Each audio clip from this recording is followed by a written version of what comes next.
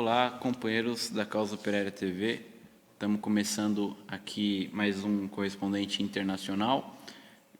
Queria lembrar vocês de curtirem o vídeo, de compartilharem, de mandarem aí seus comentários no chat, de se inscreverem no nosso canal e de tornarem-se membros por apenas R$ 7,99 por mês.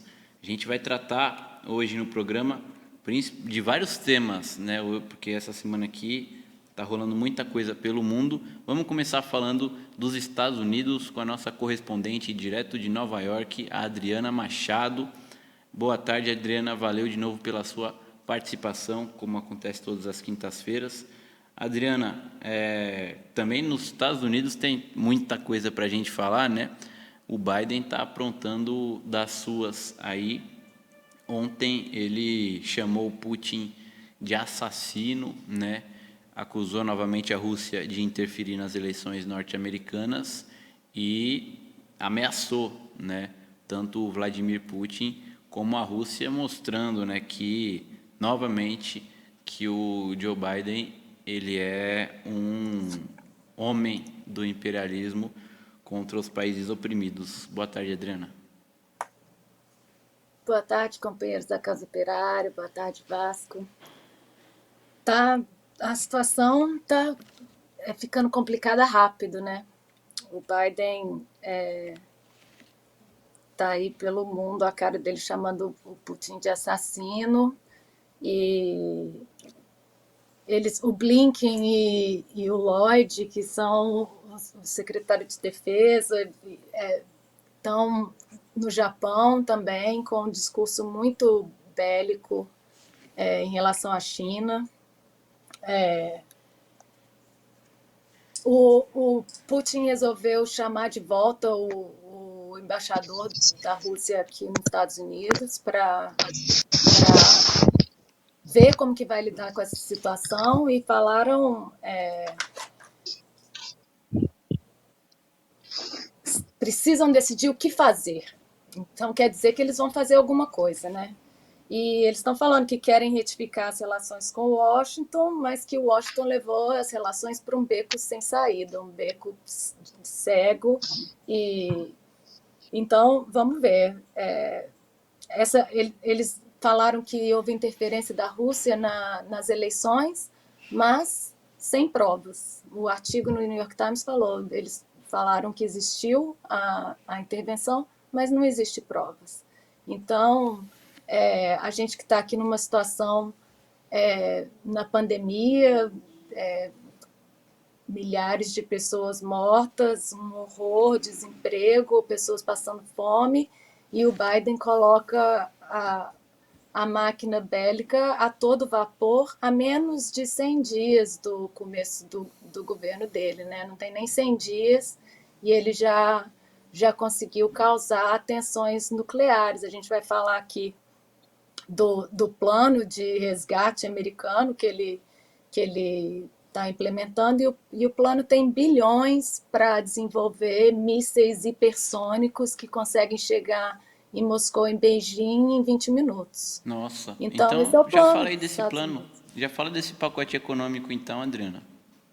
Então, o pacote econômico eles aprovaram, mais ou menos, o orçamento eles chamam de plano de resgate americano, plano de alívio para o Covid, é 1,9 trilhão de dólares. E aí, o que eles estão fazendo para conter a situação aqui, que é drástica. Então, eles estão dando cheques de estímulo de 1.400 para muitos americanos, 350 bilhões vão em ajuda para governos estaduais e locais, mas, de novo, a gente não sabe como que esse dinheiro vai ser administrado, né? Geralmente não é usado para ajudar a população. E eles deram também uma extensão dos benefícios federais do desemprego, que o valor do seguro-desemprego as pessoas não conseguem sustentar, então tem um valor a mais federal, e eles estenderam, porque ia terminar. Mas a diferença mais importante desse projeto, que foi aprovado na Câmara de um jeito e passou pelo Senado de outro jeito, a diferença maior é que ele não contém o aumento do salário mínimo para 15 dólares a hora, que que é uma promessa do, dos democratas desde 2012. O salário mínimo aqui federal é de 7,25 a hora, que dá mais ou menos 1.250 por mês, que é mais ou menos o valor do Brasil, né? Tá R$ 1.100 por mês em valor absoluto. Eu acho que é importante essa notícia porque o fato dos Estados Unidos não aumentarem o salário, eu acho que causa um impacto no mundo inteiro. Eu acho que não é coincidência que o salário do Brasil é em valores absolutos um pouquinho menor do que o valor do salário aqui. O engraçado é que esse salário que eles ganharam a eleição prometendo que ia aumentar o salário de todo mundo, ele não é aumentado há 12 anos. E eles falam que se tivesse aumentado de acordo com a produção, o salário hoje deveria ser $24. É Então, eles interessante estavam. isso. O salário mínimo nos Estados Unidos não é aumentado há 12 anos, né? Isso daí significa todo o período do governo Donald Trump e também todo o período do governo do Barack Obama, né? Democrata, do qual o Biden era vice-presidente. E esses humanistas, progressistas dos democratas não aumentaram o salário mínimo. Isso daí é muito interessante porque a esquerda brasileira vê esses homens aí como os baluartes da democracia, da defesa dos trabalhadores, né? E você falou a E respeito do... Não, pode terminar. até a esquerda aqui, chamada esquerda, né, que traz esses assuntos do salário mínimo, não falou nada na hora que o pacote foi aprovado, porque estão contando migalhas que são as ajudas para o Covid. Então, assim, eles falam que $15 a hora é a demanda, mas as projeções na maioria dos estados falam que o salário mínimo para viver seria pelo menos $20 a hora. Então, ou seja, a gente está com metade do que é a demanda, 7,25, e, e eles estão tentando dobrar, não dobraram, falaram que vão aumentar para $15 a hora durante 4 anos. Então, mas a maioria das pessoas está feliz recebendo o cheque de $1.400, apesar de, acho que 14 milhões foram cortados, porque na última hora eles impuseram um valor máximo de pessoas que poderiam receber. E, enquanto isso, os bilionários americanos, desde o começo da pandemia, cresceram a riqueza em 1,1 trilhão desde março de 2020. Ou seja, todo esse pacote, metade dele poderia ser pagado só com o lucro dos bilionários. Agora, E esse pacote, né, ele tem também o envio aí de financiamento para direita, né, internacional, direita golpista, como é o caso da direita da Nicarágua, e a própria questão do Biden ter falado que o Putin é um assassino, que interferiu nas eleições dos Estados Unidos, é muito cinismo dele, né? Porque nos últimos 50 anos quase, o Biden tem sido um dos principais agentes do imperialismo aí, na interferência de eleições, na manipulação de eleições, na promoção de golpes de Estado, de invasões e de guerras de inúmeros países, né? Sendo o Biden aí um dos maiores genocidas que estão vivos ainda hoje, né? Se não o maior genocida, né? As mãos deles aí do Biden estão encharcadas de sangue e ele vem falar isso daí do Vladimir Putin e com relação ao próprio pacote econômico dos Estados Unidos tem, né, aí a promoção da direita golpista em vários lugares, né, mostrando que quem interfere aí nos assuntos de outros países é o próprio Biden, são os próprios Estados Unidos, né?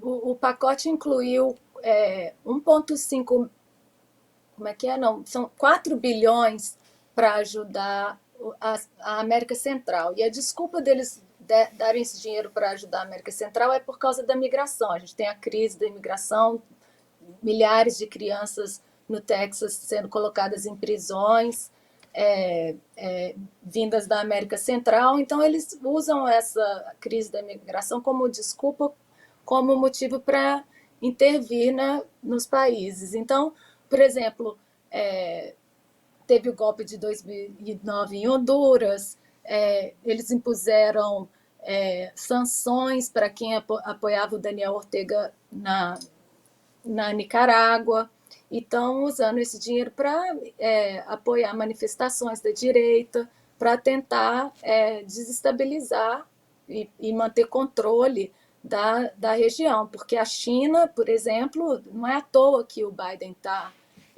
com essa postura belicosa em relação à China e à Rússia. A China tem muitos investimentos na América Latina, está construindo um canal na Nicarágua, está investindo 40 bilhões para construir um canal alternativo ao canal do Panamá, que a mídia americana fala que pode ter consequências devastadoras para a economia americana.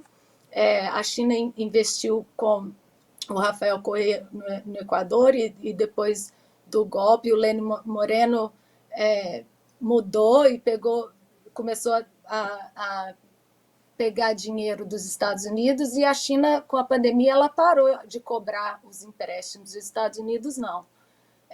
Então, tem uma briga muito grande para quem vai manter controle da região, e esse dinheiro que foi alocado aí nesse orçamento, com certeza faz parte da tentativa dos Estados Unidos de controlar, e tem tudo a ver com essas agressões contra a China e a Rússia. Beleza, Carla. Você tem mais algum Adriana. comentário? Adriana, eu confundi porque a Carla acabou de Carla entrar tá aí. vindo. Oi, Carlinha. A Carla entrou, ela já vai também comentar sobre a situação no Reino Unido. Mas para a gente se despedir de você, Adriana, você tem mais alguma novidade aí nos Estados Unidos? Rapidinho? Não, eu queria só falar essa questão, além de tudo, a questão das vacinas, né? Como que os Estados Unidos compram todas as vacinas e querem as vacinas para eles, enquanto a China está tentando distribuir vacina. São 53 países na América Latina, ou no total, que a China está distribuindo vacinas. Então, a gente está muito claro a posição imperialista americana, e a gente tem que combater.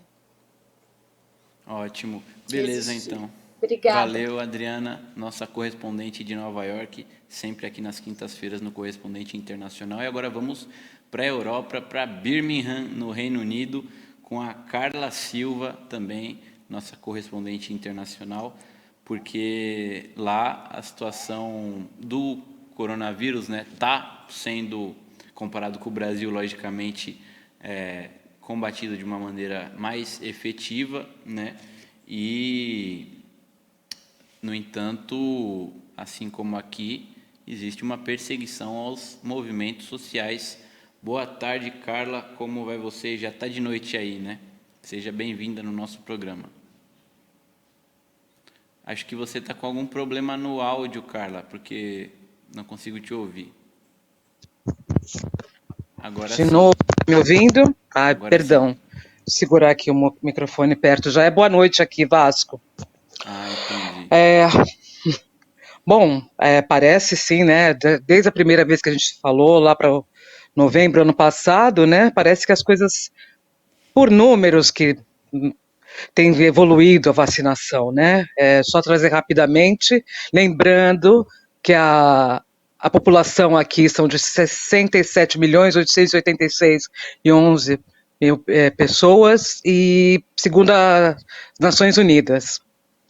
E, assim, o Reino Unido conseguiu já aplicar a primeira dose em 25.735.472 pessoas, e já tomaram a segunda dose quase 2 milhões de cidadãos, né?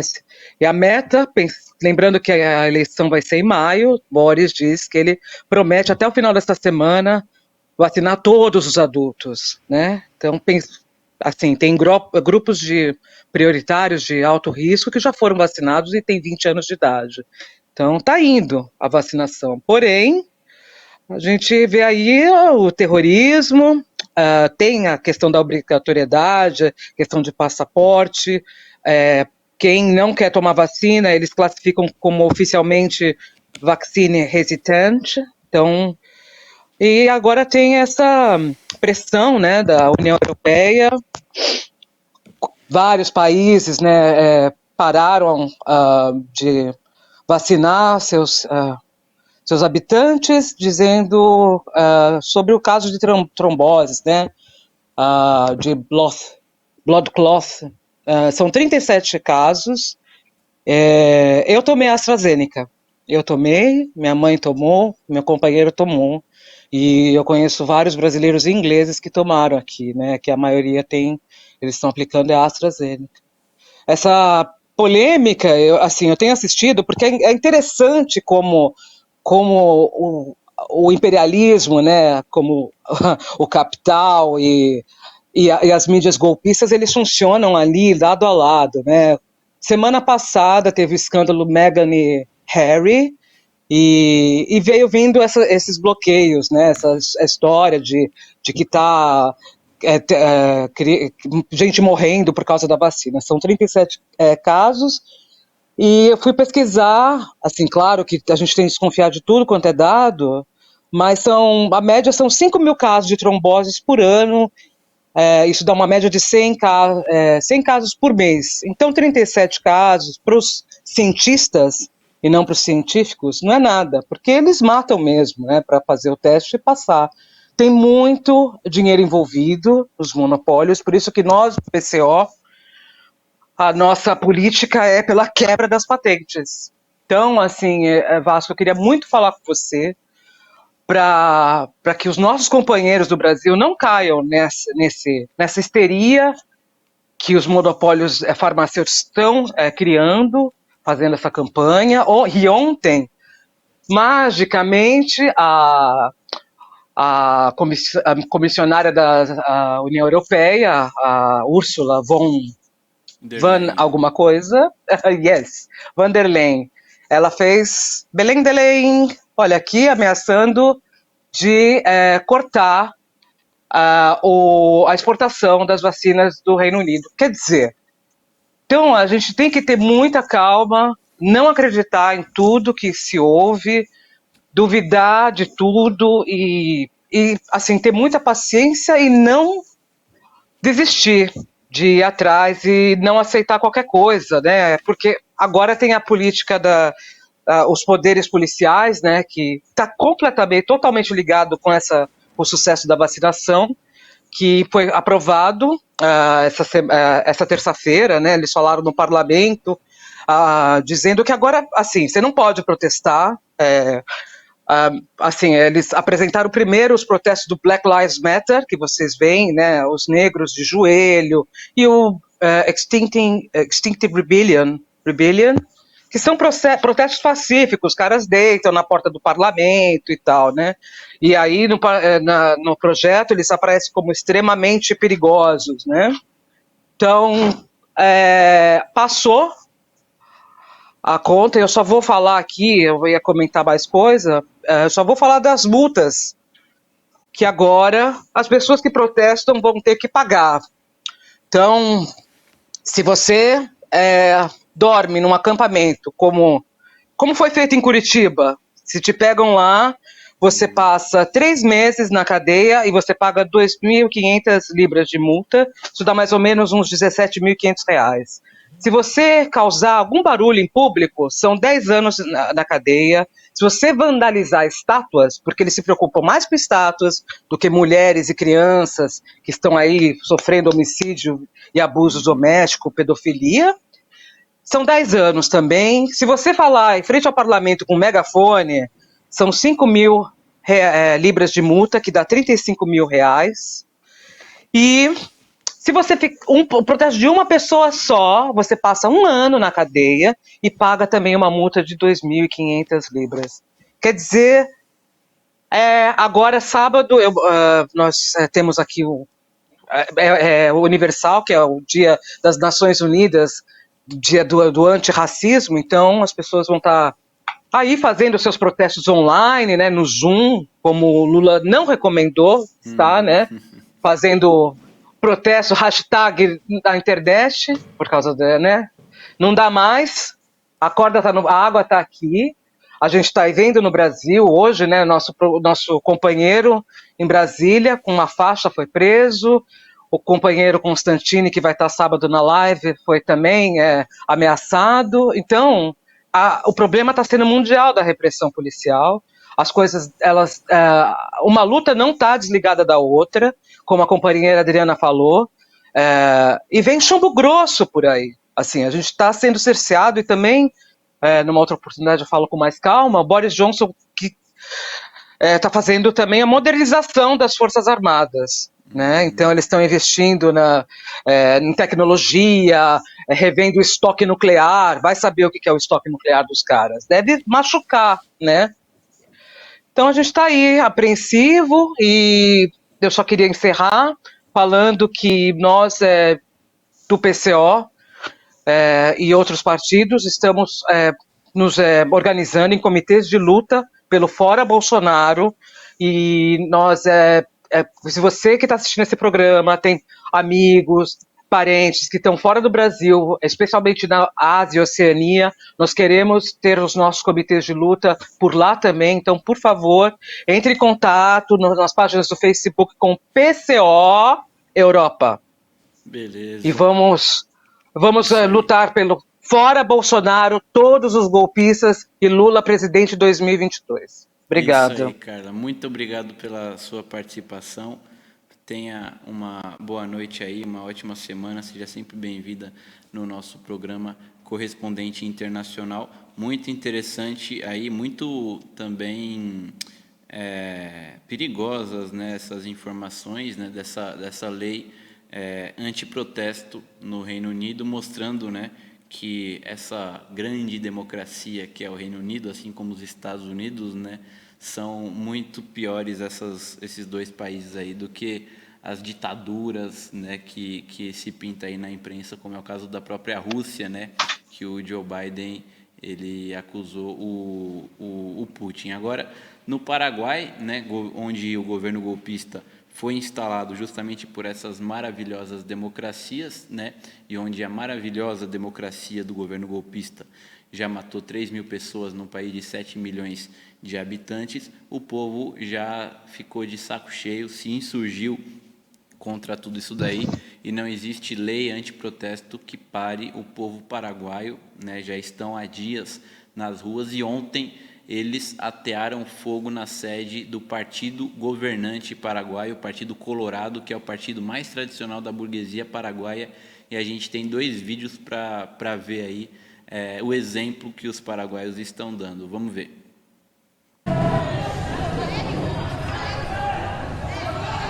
Acá vive gente, boludo, qué loco estamos.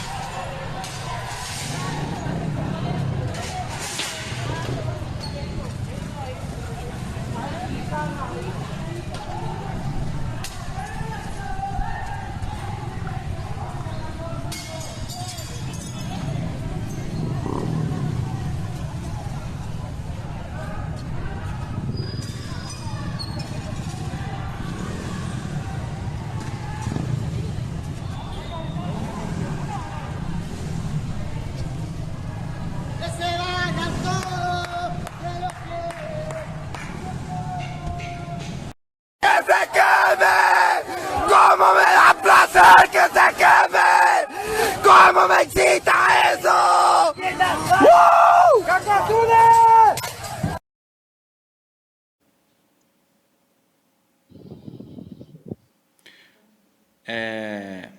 No Senegal também a situação está muito complicada, né?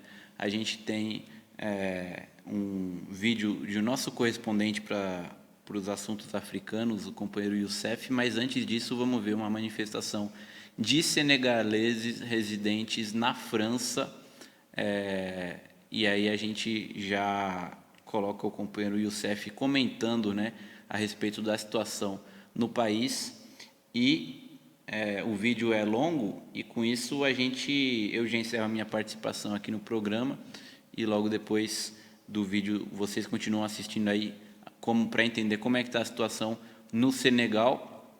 E logo em seguida, às 5 da tarde, temos o J5. Então vamos ver aí o vídeo da manifestação dos senegaleses em Paris, e logo em seguida a explicação, né, da situação no Senegal com o Youssef, nosso camarada da Guiné-Bissau.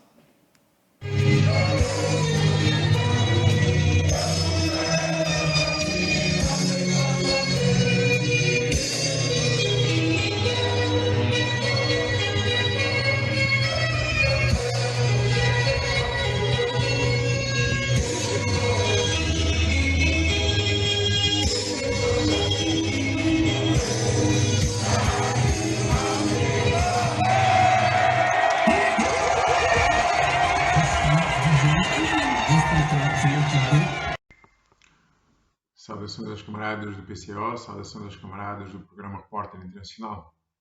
Vimos nesta feita fazer uma breve análise da situação política no Senegal, com base nos recentes acontecimentos dos dias 4, 5 e 6 de março.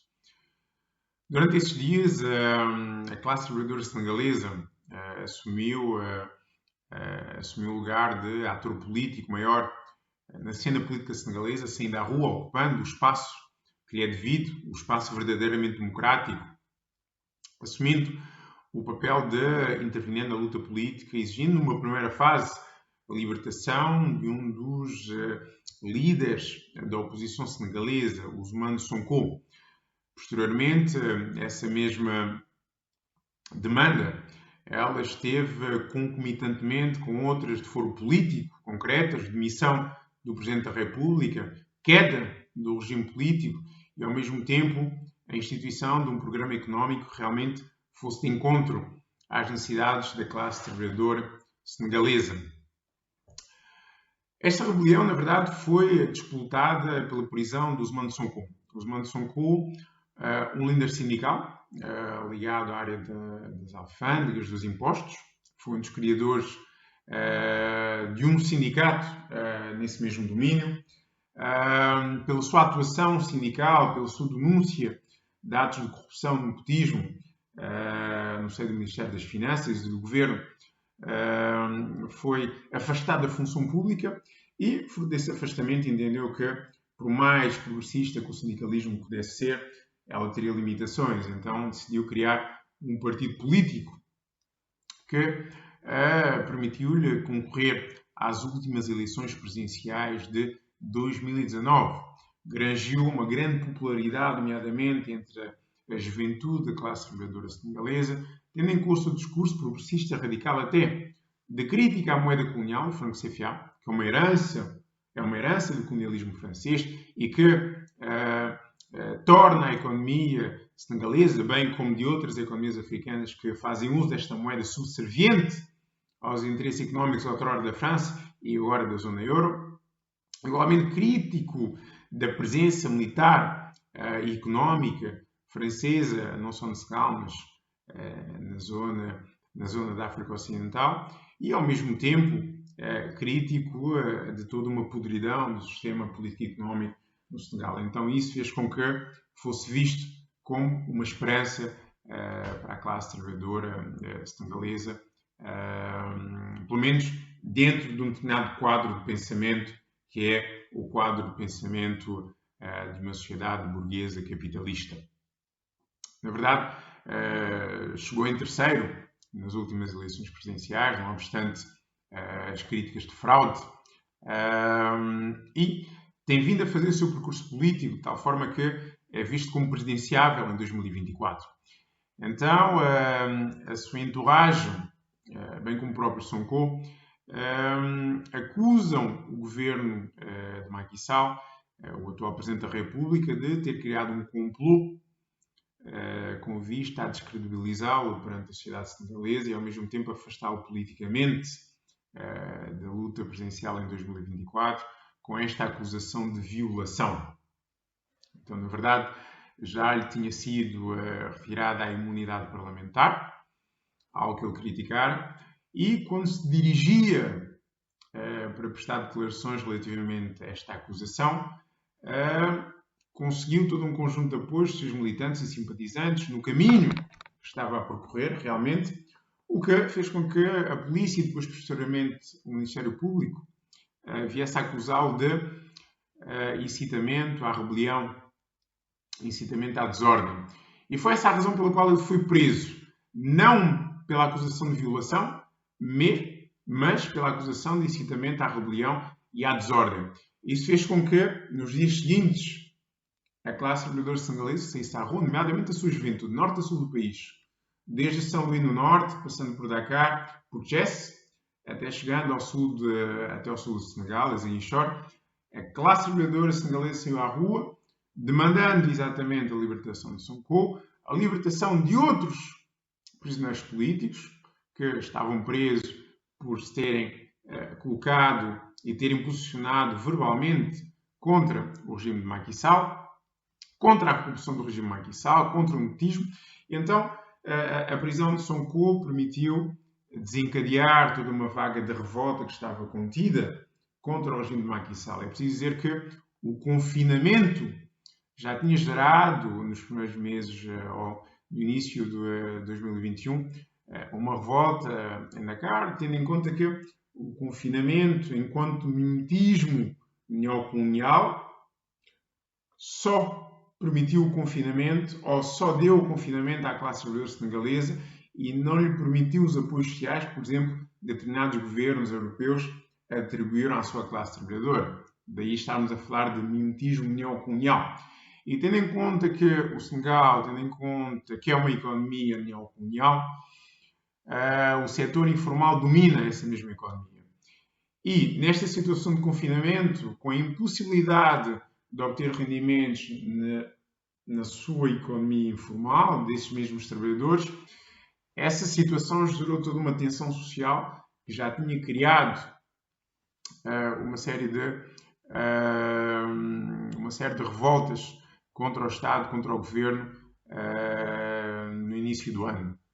Então, com este acúmulo de tensões, com este acúmulo de crises, com este último acontecimento, toda a sociedade senegalesa tomou posição contra o governo de Macky Sall. É preciso dizer que já existe um historial de prisão de adversários políticos de Macky Sall.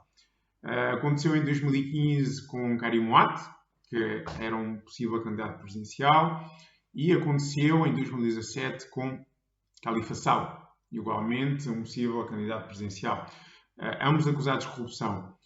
Independentemente da veracidade ou não, o que está aqui em causa é o conceito de lawfare, a utilização do direito ou de instrumentos jurídicos com o fim de afastamento de adversários políticos, com o fim de atingir objetivos políticos. Isto porque o regime de Macky Sall, desde a sua tomada de poder até os dias de hoje, tem vindo a ser acusado de todo um conjunto de práticas nefastas para a economia, usurpadoras de vários direitos da classe trabalhadora senegalesa e de dilapidar os cofres públicos, não é?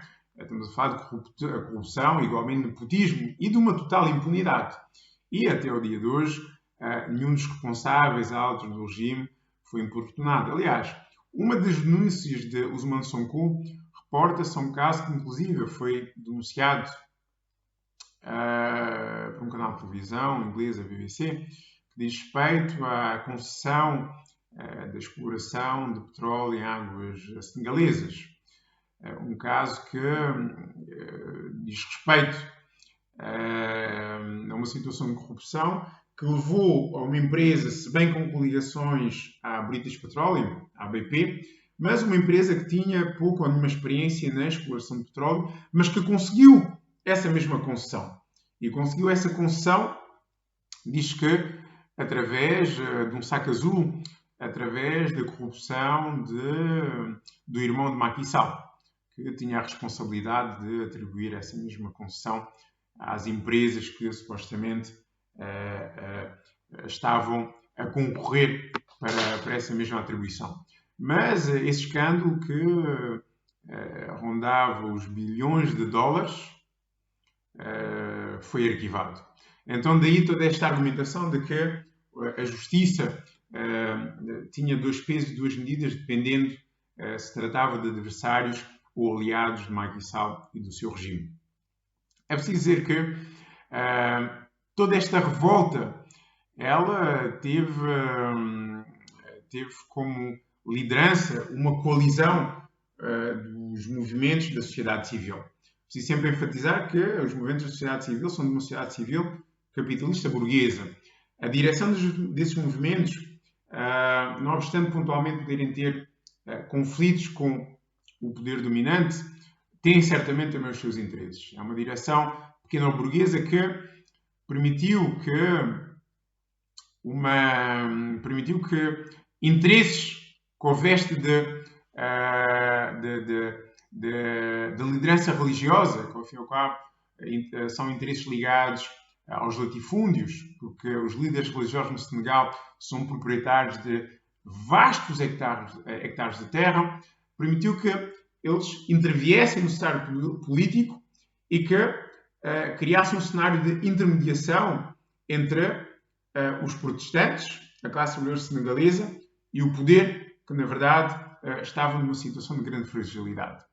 E a inexistência de partidos orgânicos da classe trabalhadora permitem que esses movimentos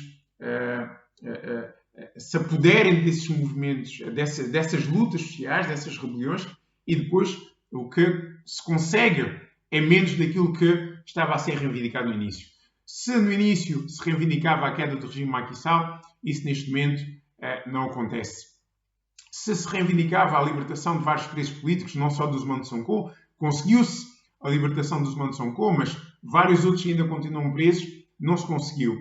Um programa económico coerente que vá de encontro às necessidades da classe trabalhadora senegalesa é uma impossibilidade, tendo em conta as amarras neocoloniais da economia senegalesa, não é? Então, este é um problema e esta é uma das lições que têm que ser retiradas deste tipo de situações, que é necessária a criação de uma organização política revolucionária que vá de encontro às necessidades da classe trabalhadora senegalesa e que seja organicamente da classe trabalhadora senegalesa. Um breve apanhado da história política do Senegal desde a sua independência. O Senegal chegou à sua independência em 1960, depois do rompimento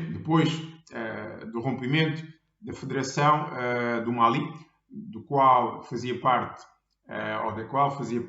o atual Senegal e o atual Mali, e que era uma federação que tinha como objetivo fazer face ao neocolonialismo francês, teoricamente, porque era essa a ideia em voga em África naquela altura, de que havia uma necessidade de uma integração política, económica e militar para fazer face ao neocolonialismo e aos seus perigos. Na verdade, Kwame Nkrumah também legou essa ideologia de unidade política, económica e militar. E esta federação ia de encontro a esse mesmo ideal de luta. Sekene Sissoko lega-nos a história por trás desta federação, que na verdade sofreu uma cisão em 1960 por intervenção do neocolonialismo francês, mas ao mesmo tempo por um certo chauvinismo das elites políticas senegalesas encabeçadas por Léopold Sédar Senghor, que se viria a tornar o primeiro presidente do Senegal e que viria a tornar-se um dos grandes representantes politicamente dos interesses do neocolonialismo francês na África Ocidental, a par com o Houphouët-Boigny, presidente da Costa do Marfim, no pós-independência. Em 68 ainda, com Senghor enquanto presidente, dá-se uma rebelião da classe trabalhadora senegalesa, também influenciada pelo maio de 68 em França, tendo em conta os fluxos que existiam e a vinda de estudantes senegaleses de França para o Senegal, mas dá-se uma rebelião contra o governo, tendo em conta a situação miserável da classe trabalhadora, tendo em conta a presença militar, económica, financeira, monetária da França e dos seus interesses no Senegal naquela altura. Na verdade, essa rebelião não permitirá uma mudança de regime, pela intervenção do imperialismo francês mais uma vez, mas de qualquer forma deixa a sua marca. Em 79, o Senegal, ainda sob a égide de Léopold Sédar Senghor, torna-se o primeiro país africano a ver a sua economia submetida aos ajustamentos estruturais. Aquela cartilha neoliberal que diz que o Estado não deve estar na economia, deve-se privatizar os meios de produção, deve-se permitir, ou seja, a rapina dos meios de produção pelo imperialismo e deve-se ao mesmo tempo desregularizar o mercado de trabalho. Isto é evidentemente a favor da burguesia, porque parte do princípio, através da ideologia neoliberal, de que tem que se criar condições para a atratividade do capital, tem que se criar condições para que o capital estrangeiro invista e, desta forma, para criar emprego. Ora, o crivo da realidade já demonstrou que essa ideologia neoliberal dos ajustamentos estruturais, da privatização, da liberalização, só cria esta polarização entre extrema riqueza, extrema pobreza, entre miséria e opulência, não é? Na verdade, o Senegal serviu como cobaia em 79, mas mesmo antes disso, em 75, Babacar Sine, um grande teórico, outrora socialista revolucionário, escreveu esta obra, Imperialismo e Teorias Sociológicas do Desenvolvimento. É uma crítica ao imperialismo em França, é uma crítica às elites políticas e económicas senegalesas, é uma crítica mesmo a Léopold Sédar Senghor enquanto teórico da negritude, enquanto representante do imperialismo francês no Senegal e na África Ocidental, e é uma obra teórica que nos lega também um caminho programático para a classe trabalhadora naquela altura, para sair das amarras do imperialismo francês, não só no Senegal, mas no continente africano. Então, é uma obra de referência e, não obstante datar de 75, ela ainda é bastante atual. A partir dos anos 80, chegou ao poder, a partir do Partido Socialista Senegalês, Abdou Diouf, que, ao fim e ao cabo, herdou tudo aquilo que Senghor herdara. A moeda colonial, franco CFA, não obstante uma nova roupagem, não é? Senghor herdara a independência da bandeira, do hino, mas a estrutura económica que era exatamente a mesma daquela que existia durante a era colonial. As burguesias nacionais eram falsas, eram compradoras e estavam acantonadas em áreas em que a burguesia francesa não tinha propriamente grande interesse. E, ao fim e ao cabo, Abdou Diouf reitera as políticas de ajustamento estrutural, reitera essas políticas liberais e, obviamente, que a consequência foi o gerar mais pobreza para a classe trabalhadora senegalesa. Na década de 90, a nível dos países da zona do franco CFA, da moeda franco CFA, há uma desvalorização dessa mesma moeda, que obviamente tem como consequência o aumento do custo de vida, não é? O aumento dos bens e serviços, porque há uma desvalorização da moeda e, obviamente, que os salários não acompanham